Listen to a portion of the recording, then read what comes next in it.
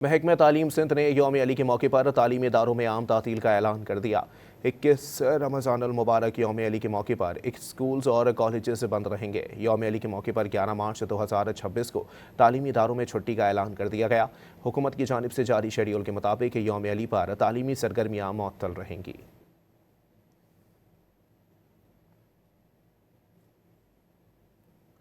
महकमा तालीम सिंध ने यौम अली के मौके पर तालीमी इदारों में आम तातील का ऐलान कर दिया। 21 रमज़ान अल मुबारक यौम अली के मौके पर स्कूल्स और कॉलेजेस बंद रहेंगे। यौम अली के मौके पर 11 मार्च 2026 को तालीमी इदारों में छुट्टी का ऐलान कर दिया गया। हुकूमत की जानिब से जारी शेड्यूल के मुताबिक यौम अली पर तालीमी सरगर्मियाँ मुअत्तल रहेंगी।